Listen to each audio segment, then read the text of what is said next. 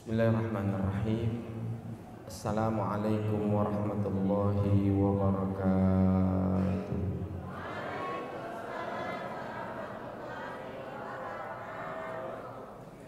Alhamdulillah, alhamdulillahi rabbil alamin. Wabihi nasta'inu ala umurid dunya waddin. Wassalatu wassalamu ala ashrafil anbiya'i wal mursalin wa ala alihi wa sahbihi ajma'in, amma ba'd. Qala ta'ala fi kitabihil karim, a'udzu billahi minasy syaithanir rajim. Bismillahirrahmanirrahim.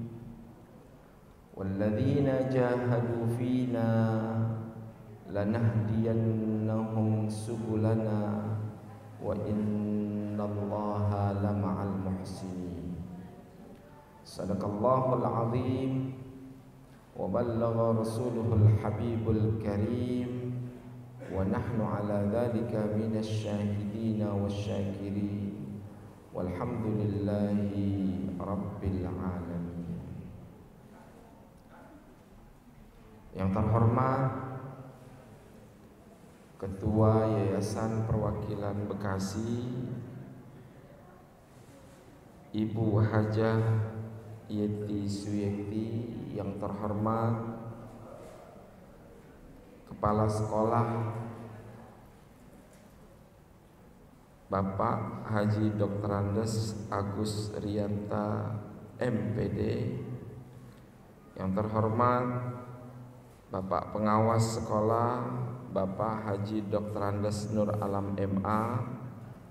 Juga yang terhormat Sekretaris Yayasan Perwakilan Bekasi Bapak Haji Dr. Andes Kusnadi MPD. Kita doakan mudah-mudahan pimpinan kita selalu sehat walafiat. Allah panjangin umurnya, Allah mudahkan urusannya. Karena kalau mereka sehat, bawahannya para guru dan tenaga pendidikan juga sehat. Amin amin ya rabbal alamin. Saya sungguh bergembira hati bisa berjumpa dengan para guru-guru, para tenaga pengajar dan tenaga pendidikan yang tak lain sebenarnya tugas Bapak Ibu sekalian mendidik anak-anak itu bukan sembarang tugas. Ini masalahnya bicara tentang pendidikan dan masa depan. Terkadang kita hanya memikirkan besaran ataupun feedback dari apa yang kita kerjakan, sehingga kalau itu dijadikan sebagai tujuan utama, dikhawatirkan akhirnya membolak-balikkan kenyataan yang akan kita tanggung di masa depan. Karena yang namanya konsep kerja itu kan bisa jadi ruang ibadah yang banyak. Innallaha wa malaikatahu wa ahlus samawati wal ardin hatta namlatu fi juhriha wal hutu fil bahr la yusalluna ala muallimin nasal khair. Tuh, sesungguhnya Allah dan para malaikatnya dan seluruh penghuni langit dan bumi, sampai semut di lubangnya di bawah tanah, sampai ikan hiu, ikan paus yang ada di tengah samudra, mereka semuanya mendoakan para guru-guru yang mengajarkan kebaikan kepada anak-anak muridnya. Tuh, Jadi walaupun gaji kita cuma sekian, tapi kalau keikhlasan yang kita punya itu sangat besar lillahi ta'ala, maka nggak tanggung-tanggung kalau kita bicara sesuatu hal janji-janji Allah di dalam kitab dan hadis-hadisnya. Makanya saya ingin memberikan masukan adalah kata-kata muallim. Kan tadi hadisnya muallimil khair. Berkat, doa, karunia, rahmat. Kalau sampai Allah, malaikat, seluruh makhluk mendoakan, berarti secara otomatis jaminan surga itu sudah di tangan sebenarnya. Makanya jangan pernah khawatir. Walaupun kita capek, walaupun mulut berbusa, walaupun ada rasa kesal terhadap murid-murid yang nakal, walaupun, tapi kalau teringat gitu loh, ya, sesungguhnya Allah, malaikat, penghuni langit dan bumi, bahkan semut sampai ikan paus mendoakan dalam apa? Kata-kata as-salat. Kalau kita telusuri, apa iya Allah mendoakan? Bukankah Allah penghuni, sang pencipta? Sesungguhnya kata doa, bila mana ditempatkan dalam satu kata yang dibarengi dengan seluruh makhluk, gak usah jauh-jauh deh. Nabi mewanti-wanti. Kenapa? Berapa banyak orang yang gak direken, nggak dianggap, lantaran karena pakaiannya lesu, rambutnya kucai, badannya berdebu, ngelihatnya juga ogah. Nabi sudah mewanti-wanti, rubba ash'ath aghbar, pakaiannya begitu, tapi kalau dia mengangkat tangan, maka Allah tidak akan pernah menolaknya. Karena kenapa? Ya karena kita nggak tahu siapa di antara kita yang doanya sangat makbul gitu loh ya. Makanya ungkapan orang-orang mereka itu kalau kita kasih walaupun sedikit, mudah-mudahan Bapak panjang umur, itu mahal sebenarnya itu. Ketika kita kasih terhadap orang yang benar-benar membutuhkan, kemudian kita didoakan, ya Allah, itu 7 lapis langit itu tembus. Apalagi dengan murid-murid yang kita didik dengan ikhlas. Saya sampai saat ini Pak Bu, yang sungguh berkesan adalah guru-guru yang memang mengajar saya itu di Tsanawiyah sampai Aliyah. Karena yang sudah ketika saya di SD udah pada almarhum. Setiap kali saya datang ke pondok, saya temuin mereka satu-satu. Lantaran karena kenapa?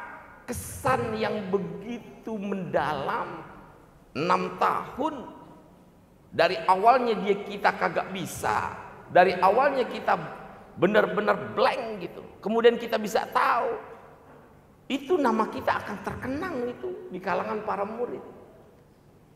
Karena kenapa? Ya mereka utang jasa. Bahkan ketika setiap reuni kita panggilin itu wali kelas. Kita siapkan hadiah, kenangan segala macam gitu ya. Karena memang apa? Ya karena itu sebagai rasa wujud syukur. Makanya seorang penyair menyatakan, Ahmad Asy-Syauqi, kadal muallimu ayyakuna rasulan. Hampir saja seorang guru itu bisa dianggap sebagai seorang rasul ataupun nabi. Bukan dalam hakikat nabi dan rasul yang benar. Karena kenapa? Ya karena misi yang dia punya. Pengen banget gitu loh, punya murid itu bisa berhasil, bisa mencapai sebuah prestasi, dia bisa paham. Karena kenapa? Karena memang tujuan kita di situ. Cuman memang kata-kata muallimin nasal khair menjadi sebuah catatan, apakah muallim sederajat dengan murabbi? Kalau muallim kan benar-benar. karunia, doa seluruh makhluk dia dapatkan. Tapi yang perlu ditingkatkan adalah guru itu bukan hanya sekedar muallim. Apa dia? Murabbi, walakin kunu rabbanina. Maka jadilah dirimu sebagai seorang yang murabbi. Lantas apa perbedaannya muallim dengan murabbi? Kalau muallim saja ganjarannya mendapatkan doa dan keberkatan dari Sang Pencipta dan seluruh makhluknya, maka murabbi di atas segala-galanya. Apa itu murabbi? Yang bisa mengaitkan hati seorang guru kepada murid-muridnya. Makanya penting itu. Pentingnya apa? Seorang guru ketika dia ingin mengajarkan, gitu ya, sebaiknya memang didahului dengan doa. Doa dari seorang guru kepada murid-muridnya. Supaya kenapa? Karena apa yang kita usahakan belum tentu bisa, Pak. Apa yang kita sekuat tenaga 100% memahamkan, kalau enggak dibantu doa, maka akan tidak terjalin hubungan batin yang kuat antara murid dan guru. Makanya ada beberapa guru yang benar-benar menekankan penuh gitu loh. Bagaimana saya menciptakan rasa hubungan batin yang kuat terhadap murid-muridnya. Karena kata-kata murabbi itu jauh di atas segala-galanya. Bukan hanya pelajaran yang diajarkan, ya, tapi ada efek batin yang diikat oleh seorang guru kepada murid-muridnya. Saya coba kebat-kebet ya Pak Ibu, ingin berbagi sedikit. Bagaimana metode Rasulullah SAW dan para sahabat yang kemudian dikonklusikan dalam bentuk langkah seseorang itu bisa menjadi seorang guru plus murabbi. Ya, orang-orang zaman sekarang sering kata-kata murabbi itu ya, sebagai guru spiritual gitu. Ya, bahkan beberapa kawan-kawan yang masuk dalam kajian khusus itu kemudian menyebut gurunya sebagai seorang murabbi. Ya, artinya menempati posisi di atas gitu ya, dibandingkan guru-guru yang lainnya. Saya kebet-kebet terkait dengan manhaj metode ya, para sahabat yang diambil dari hadis-hadis Rasulullah Sallallahu Alaihi Wasallam, ya, agar seorang guru itu memiliki teknik yang benar-benar nyontoh dari Rasulullah Sallallahu Alaihi Wasallam. Yang pertama yang kita ambil, poin pertama, apa itu? Al-i'tidal, moderat. Kok bisa moderat? Kalau bicara masalah moderat, maka akan berkaitan dengan al-ifratu wat tafrid. Berat ke kanan dan berat ke kiri. Bayangin, saya dulu pernah punya dosen waktu saya kuliah S3. Ya, muridnya cuma 5 orang. Ngajarnya nggak di kelas. Ngajarnya di mana? Ya di kantor dia. Kebetulan kantornya gede kan. Tapi setiap kali kita masuk, entah waktunya pagi, entah waktunya siang, masuk duduk, mulai dia mengucapkan salam. Awal-awal masih pada melek, ya 5 menit berselang semuanya 6-6-nya tidur. Ya Allah, itu setiap, dan dia tuh nggak mau bangunin dia. Murid-muridnya dia, saya tinggal melek sendiri aja. Saya colek-colek teman-teman, nggak ada yang bangun. Ya. Setiap kali kita nggak duduk sama dia itu tidur aja. Jadi 1,5 jam gitu ya, udah pada tidur. Pada pelajarannya, saya ingat banget pelajaran itu takhrij. Takhrij itu teramat sulit. Ya. Takhrij dalam masalah fikih. Tapi yang namanya memang pembawaannya, seorang guru itu selalu membuat murid-muridnya tidur. dan tidak dibangunkan gitu ya. Makanya kata teman-teman di kelas setelah keluar, ini dosen kayak bawa pil apa? Pil tidur. Karena memang kenapa? Ini metodenya itu al-malal. Sangat membosankan. Ya. Orang kalau terus-terusan begitu kan akhirnya kagak masuk pelajaran. Ya. Makanya ada sabda Rasulullah sallallahu alaihi wasallam, kana an-nabiy sallallahu alaihi wasallam yatakhawwalana bil mau'izati fil ayyami. Adalah baginda Rasulullah sallallahu alaihi wasallam selalu memberikan nasihat itu dengan cara berjeda. Jadi tidak langsung setiap hari kemudian panjang gitu ya. Segala macam. Itu terkadang suka membosankan. Makanya saya kalau lagi khotib Jumat nggak mau saya lebih dari 15 menit. Karena kenapa? Orang pada tidur. Bagaimana caranya bisa mereka itu melek? Ya tergantung apa yang kita bahas. Ya kalau utak-utak itu lagi dengan nada yang standar itu lagi ya tidur gitu ya. Makanya proses al-i'tidal tengah gitu ya. Tengahnya bagaimana? Tidak terlalu pendek sangat dan juga tidak terlalu panjang sangat. Ini kenapa disabdakan ini sama sahabat-sahabat Rasulullah sallallahu alaihi wasallam? Kata-kata yatakhawwalana. Apa itu? Nabi selalu intens memberikan nasihat itu berjeda di harinya. Makanya ada ungkapan hayya nu'minu billahi sa'atan.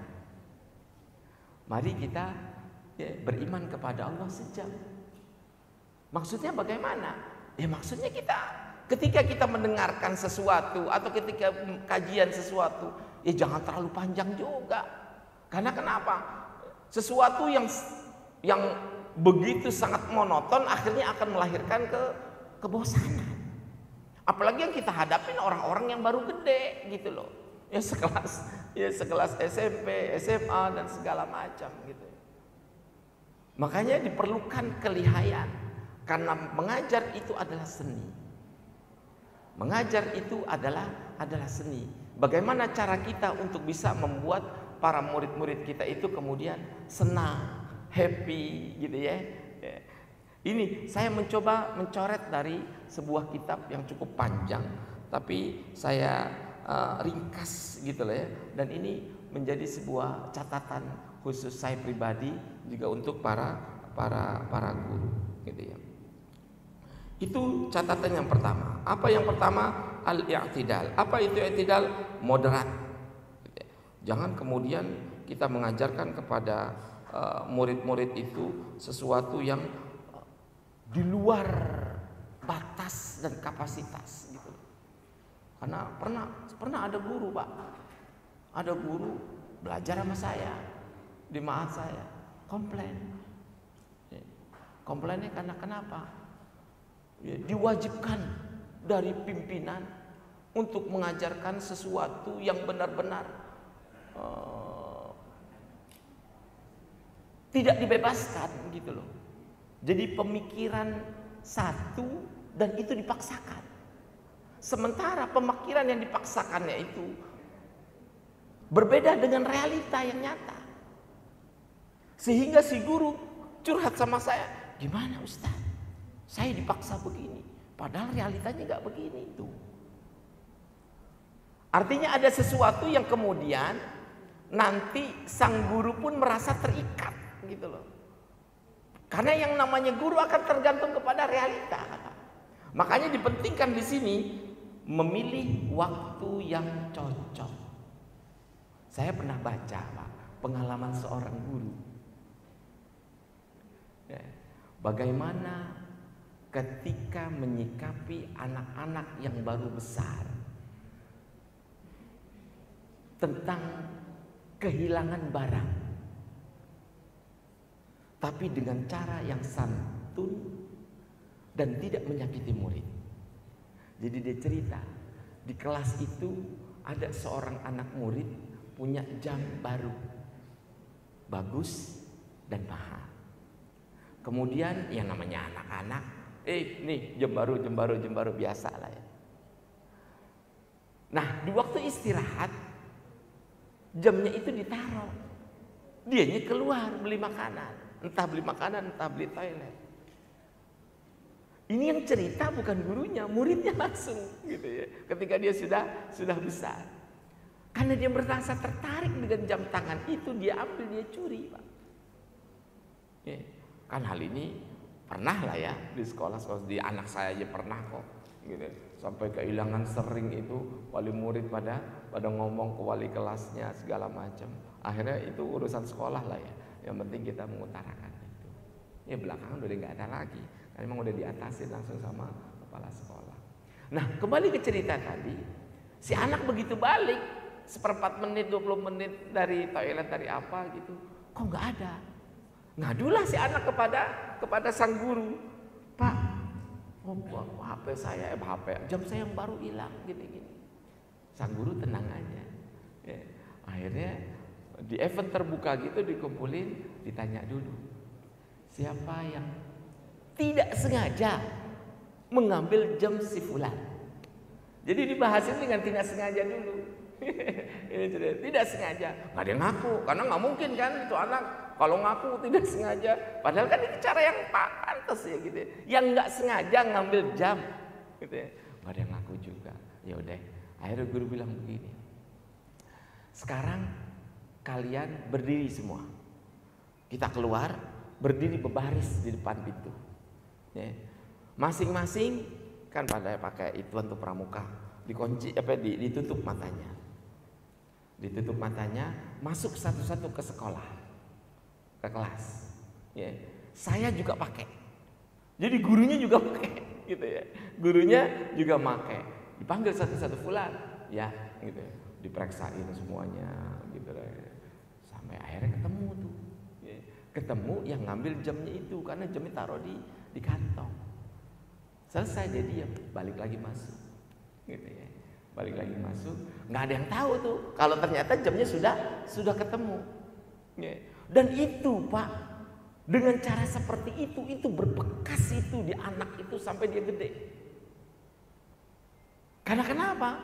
Cara untuk memperbaiki anak murid itu dengan cara yang supaya dia merasa tidak kecil hati, supaya dia nggak kemudian disebar-sebar dia mencuri, supaya segala macam. Itu sampai berbekas ketika dia besar, dia sudah kerja, begitu ketemu dengan muridnya dia langsung peluk itu. Ya. Kenapa kau? Bapak masih ingat nggak? Ingat apa?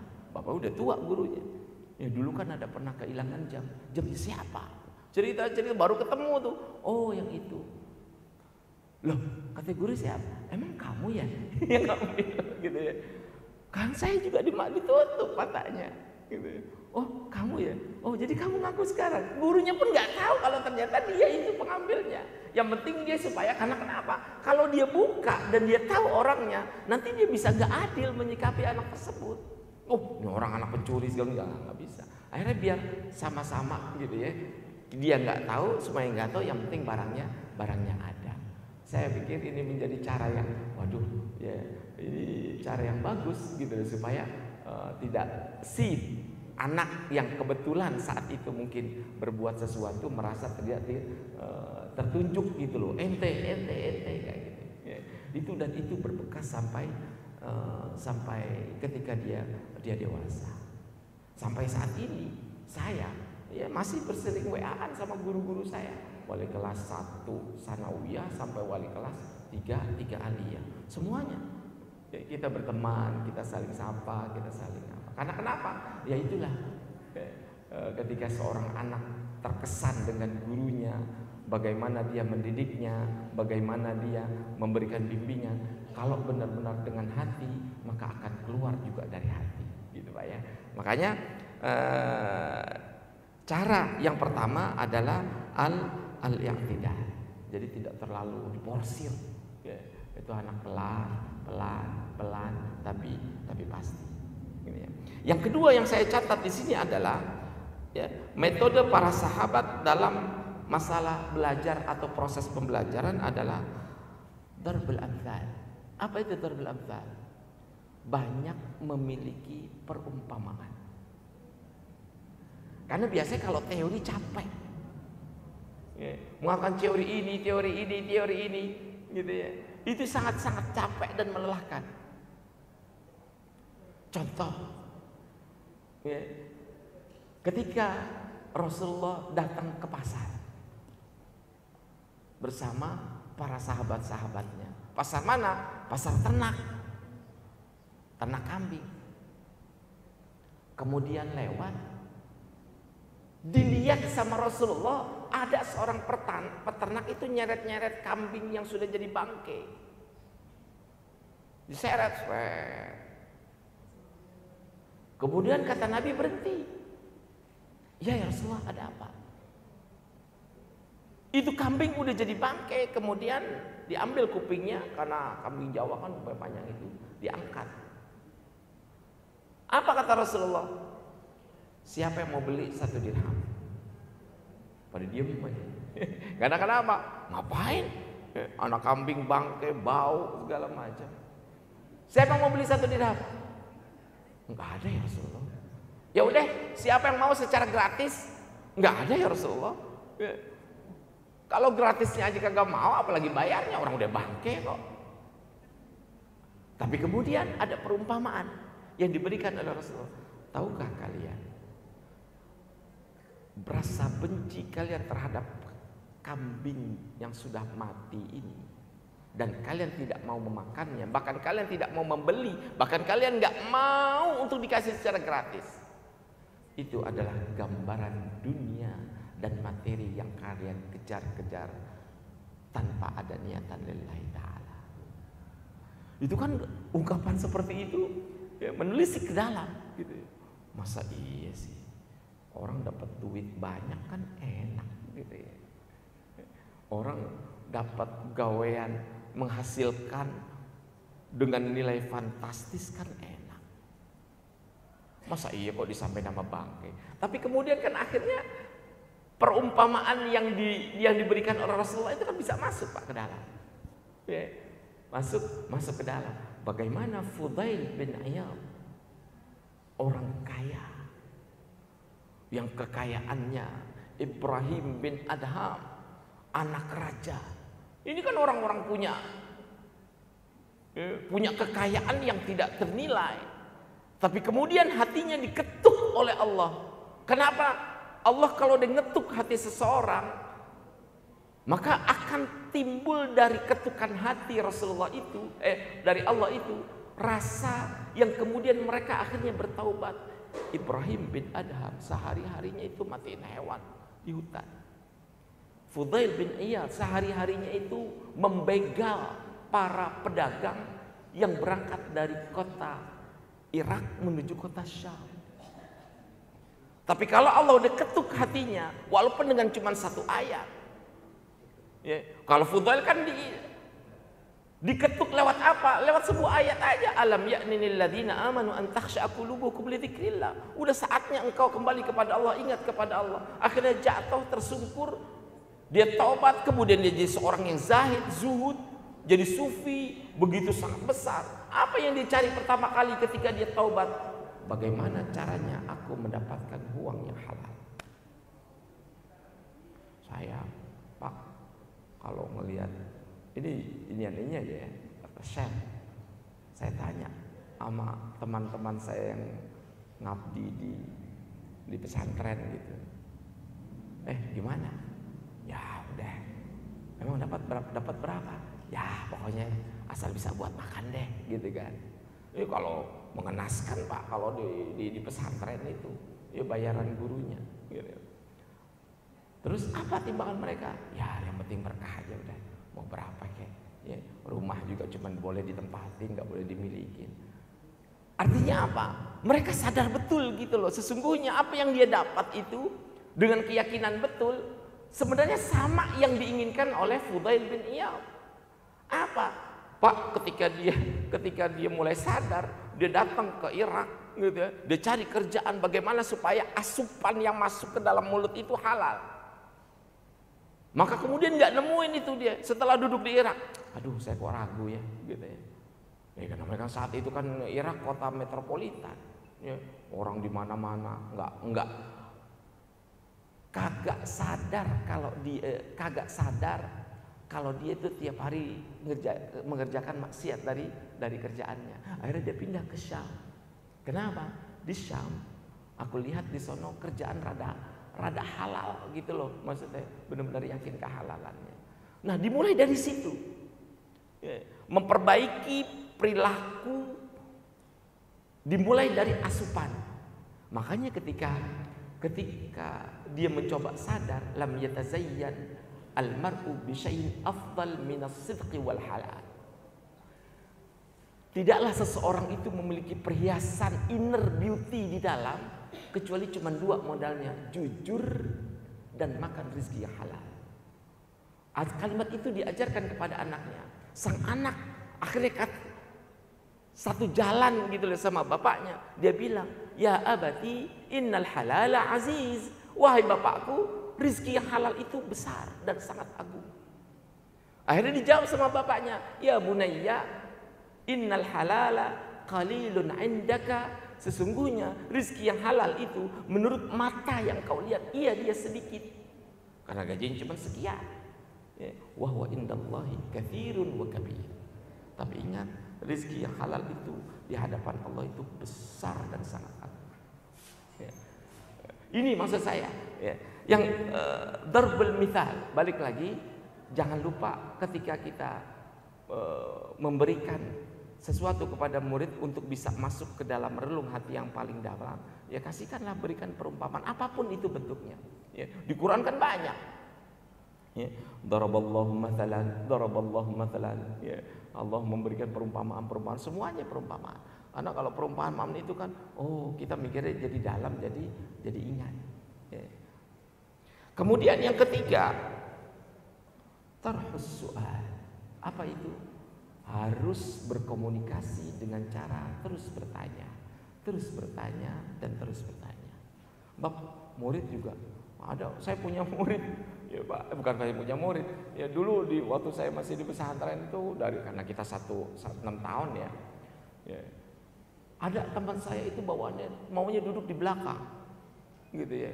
Maunya kalau saya taruh depan, ya teman saya belakang. Tiap hari bawaannya tidur aja. Ya namanya pesantren kan tidur kurang. Ya anak segitu. Jadi bawaannya tidur aja. Gitu. Tapi anehnya itu orang pas kalau lagi tidur terus ditanya gitu langsung bangun dia gitu ya. Nah ketika bangun itu langsung ditanya sama gurunya, ajibnya dia tuh bisa jawab gitu loh. Sungguh artinya dia punya kelebihan ya, apa yang dia punya itu walaupun dia tidur ternyata Masya Allah gitu ya. Nah inilah kemudian dengan cara memberikan sama kayak sabda-sabda Rasulullah SAW yang kita bisa jumpai ya. Atadruna manil muflis? Siapa apakah kalian tahu tentang orang yang pailit? Nah, itu kan banyak itu. Orang melakukan banyak kebaikan, sedekah banyak, ini banyak, itu banyak, semuanya dia nggak banyak. Kenapa? Ternyata ketika menghadap Allah semuanya itu kosong. Ya. Ternyata kebaikan yang dia lakukan dan yang banyak itu diiringi dengan perbuatan riya, mencaci orang, menggibah orang tiap hari dan segala macam, gitu ya. Dan yang kedua contoh, ala adullukum ala ma yamhu bil khataya wa yarfa biha ad-darajat. Nah, itu kan pertanyaan juga. Rasulullah acap kali itu setelah sholat, ya. Contoh nih. Setiap kali habis sholat subuh, Rasulullah itu ya bertanya kepada sahabatnya, siapa yang mimpi malam ini? Siapa yang mimpi? Itu setiap sholat subuh itu kalau lagi ngimamin. Ya. Maka ketika ada yang mencoba berbagi, kemudian Rasulullah kasih masukan.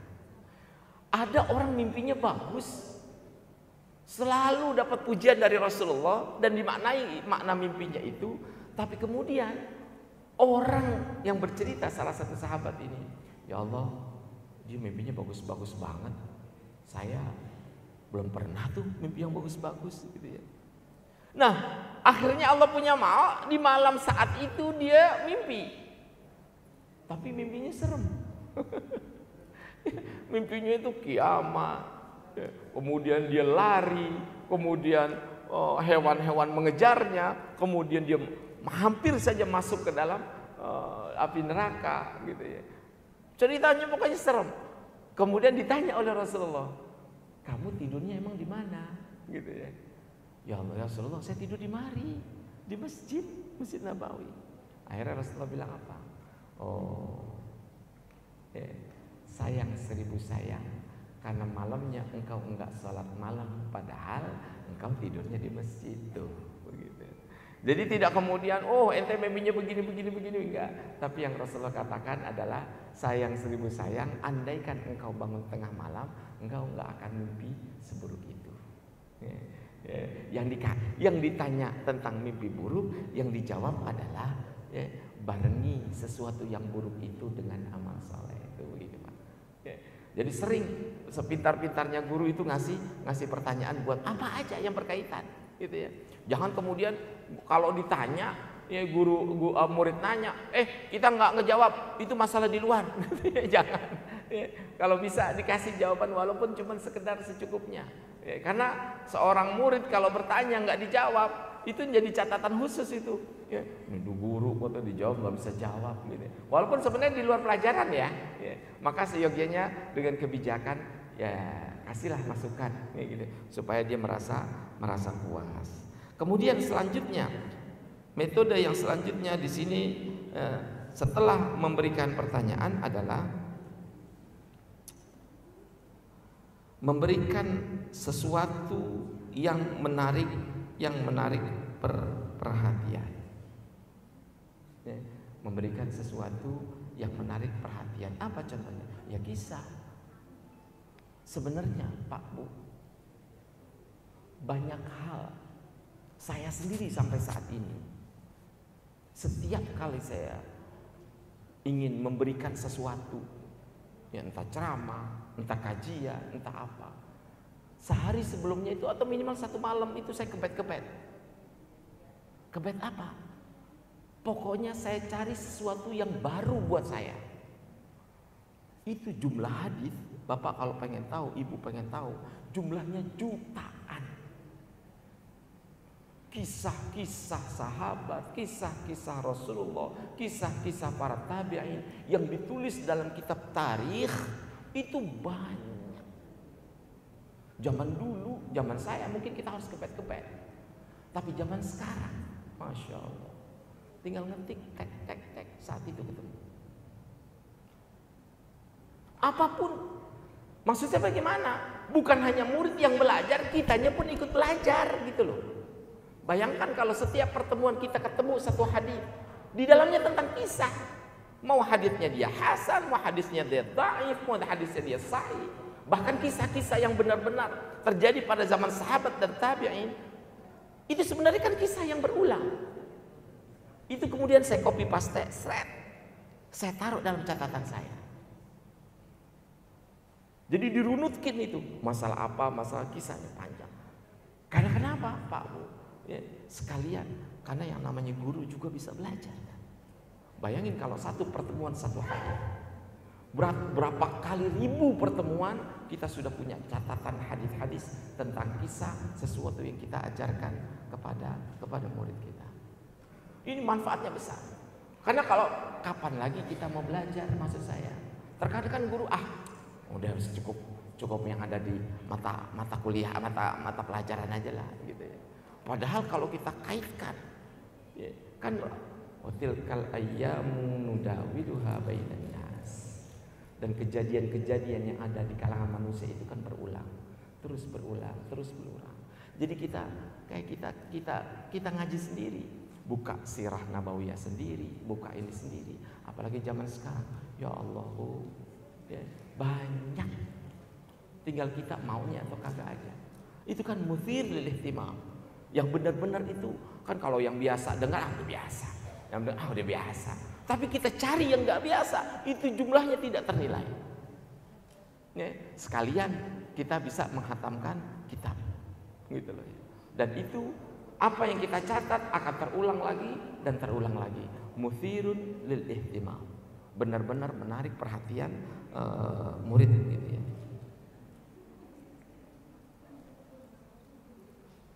Oke.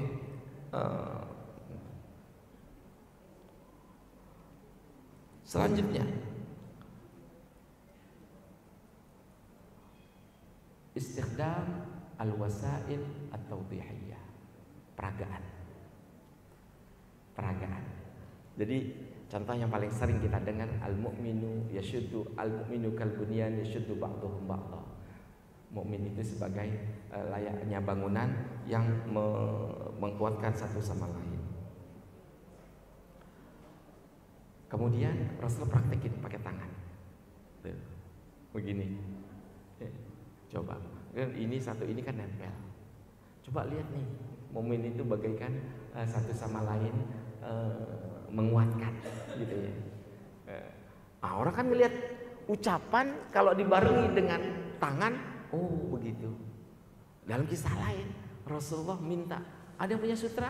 Ya, dimasukin kain sutra di tangannya. Ada yang punya emas? Ya, dimasukin ke dalam tangannya, dipegang. Kemudian Nabi bilang, kalian lihat, ini sutra, ini emas. Iya ya Rasulullah, dua-duanya tidak dibolehkan untuk laki-laki umatku. Tuh, pakai praktek ya, dia pakai tangan gitu loh ya. Sutra dan emas tidak dihalalkan digunakan untuk laki-laki. Kan jadi jelas itu ya, dengan praktek.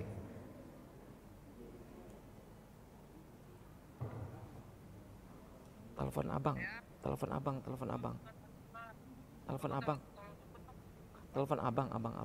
Abang, ayo lagi ngajar. Ya. Kemudian Pak, ya, karena waktunya tinggal beberapa menit, tapi nggak apa-apa, saya berikan sesuatu yang Rasulullah sering mengungkapkan dengan kata-kata yang tidak kasar. Ingin menumbuhkan emosi antara guru dan murid dengan satu hati. Ya, apa? Ya. Contohnya dalam hadis ini, innama ana lakum bimanzilatil walidi wa'allimukum. Sesungguhnya aku dengan kamu, aku itu adalah orang tua kamu yang selalu mengajarkan kamu. Itu kan lengket berarti ya. Ya. Jadi memposisikan guru itu sebagai bapak ataupun ibu di kelas. Makanya saya terkadang suka bingung terhadap, saya dulu nih Pak nih ya, saya bingung terhadap orang-orang yang suka ke mana lapor segala sesuatu ke polisi gitu kalau anaknya diapa-apain. Ya saya bilang, kenapa jadi ke polisi? Saya bilang gitu ya. Kalau ada apa-apa anaknya, anak saya pertama kali masuk sekolah itu, ya, beberapa hari setelah itu gitu ya, beberapa 1 bulan, ini merah banget, kayak habis dipakai apa gitu. Datang ke rumah, saya liatin aja sampai kuping-kupingnya. Ini apa dipukul, apa-apa gitu. Saya perhatiin lagi, kok merah, saya bilang gitu kan. Saya tanya sama anak saya, kenapa ini dipukul? Diem aja dia. Kenapa ini dipukul? Diem aja gitu ya. Enggak dipukul. Coba itu merah, saya bilang. Segini nih Pak, merah semuanya. Apa yang saya hubungin? Langsung saya hubungin wali kelasnya. Bukan saat itu, besoknya. Ya, karena saat itu, ya namanya orang ngelihat anak merah begitu kan orang tua kesel. Ya. Tapi di saat saya lagi emosi dan kesel, ini ada apa nih? Saya diam aja. Saya bilang besok aja lah. Ada orang kalau lagi emosi nanti biasanya nggak baik gitu ya. Udah saya tenangkan hati saya. Ngelihat anak merah begitu kan, merahnya kayak habis digaplokin begitu loh. Cuman aneh kalau gaplok kan bertanda ini memerah seluruhnya. Akhirnya besok pagi saya antarin, saya nggak menghadap ke wali muridnya. Pak, mohon maaf, gitu ya. Saya ngomong dari hati ke hati itu begini, tolong diselidiki ini kenapa, gitu ya, segala macam. Udah, nanti itu urusan wali kelas. Saya mah kagak nyalain murid itu gitu, kagak. Sampai anak saya uangnya hilang berkali-kali, bukan hanya dia. Saya nggak pernah protes. Yang saya hubungin siapa? Ya wali kelasnya. Karena saya tahu hanya wali kelas itu tugasnya, gitu ya. Akhirnya dapat laporan, oh ternyata Pak, ini teman-temannya bukan ngebully ya. Nah, anak saya itu kan orangnya cengeng, walaupun badannya besar gitu. Maunya temannya itu diajak bercanda, dia nggak mau bercanda. Akhirnya bagian sininya itu ditaruh di bagian sofa kelas. Kan kelas itu kayak rumah gitu, digesrek-gesrekin sama dia. Kebetulan ininya lagi di sofanya itu mungkin entah nggak dicuci atau bagaimana. Yang penting kulitnya rada sensitif gitu loh ya. Cuman saya pernah tekankan kepada wali muridnya, Pak mohon maaf jangan pakai bilangin ke murid-murid kalau bercanda jangan keterlaluan apa gimana gitu ya. Nah ini maksud saya, makanya saya bingung kalau ada yang lapor polisi, ya elah ada wali kelasnya ngapain, saya bilang begitu. Dan yang terakhir yang saya berikan adalah salah satu metode yang diambil dari Rasulullah SAW dari para sahabat adalah memberikan hadiah. Tuh Pak, memberikan hadiah walaupun dalam bentuk ucapan. Itu bagi murid itu besar sekali. Ya anak saya yang di Cikarang di Darul Quran itu kalau lagi libur dia bawa semua sertifikat apa segala macam itu. Ya. Dia ngomong tuh satu-satu. Ya ini. Jadi kayak seneng gitu loh. Ya udah, akhirnya kita balas alhamdulillah gini. Ternyata penghargaan dari seorang guru, walaupun dibilang pintar kamu, waduh itu subhanallah itu. Apalagi kalau sampai dia dapat sertifikat segala macam. Ya, Abdullah bin Mas'ud. Ya, itu pernah kan suaranya bagus.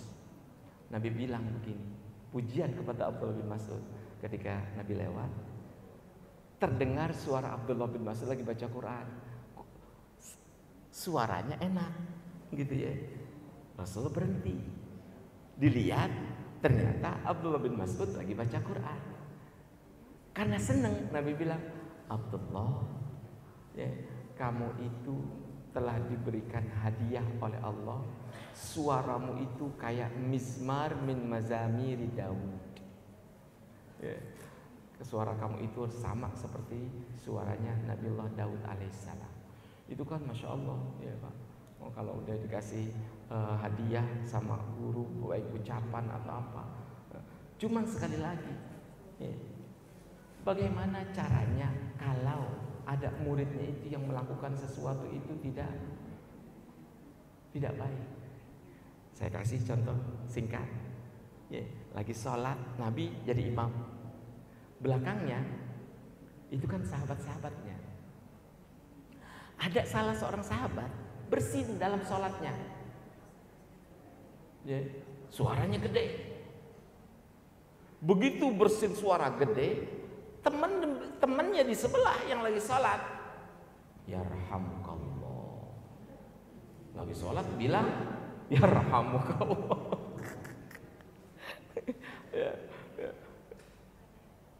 Karena dia ngucapin di sebelah yarhamukallah, yang sebelahnya lagi pada ngeliatin, kok sholat ngucapin yarhamukallah gitu kan ya. Akhirnya begitu dia bilang yarhamukallah, yang bersin jawab lagi sholat, yahdikumullah. Gara-gara ngomong yahdikumullah, sisanya Pak itu diketok apa mereka untuk memperingati orang yang jangan ngomong dalam sholat itu pakai paha gitu loh, gitu loh, dibunyiin pakai paha kompak. Jadi berisik itu ketika itu masing-masing semua pakai paha, maksudnya itu pakai paha itu ngetok kepala supaya nggak ngomong gitu ya. Akhirnya setelah sholat selesai semuanya ya, kan pada berisik itu. Ya Rasulullah, masa dia lagi sholat ngomong, masa dia sholat ngomong, yang sholat jadi berisik segala macam. Akhirnya Nabi cuma bilang, Nabi nggak nyalain gitu ya. Sesungguhnya sholat itu ucapan lain tidak diperbolehkan kecuali takbir, tahmid, tahlil gitu ya. Selain itu nggak boleh lagi ucapan itu gitu. Jadi untuk menyikapi ada kesalahan atau ketidaksengajaan murid, maka pandai-pandailah seorang guru itu dengan cara supaya dia hatinya itu nggak kecil gitu loh, nggak pakai marah-marah segala macam gitu. Karena kasih sayang itu jauh lebih mendalam kepada murid-murid dibandingkan dengan cara amarah. Nggak ada alasan lah untuk marah. Marah itu biasa untuk darurat aja, gitu ya. Terima kasih. Mohon maaf atas segala kekurangan. Yang datang yang baik dari Allah, yang salah dari saya. Assalamualaikum warahmatullahi wabarakatuh.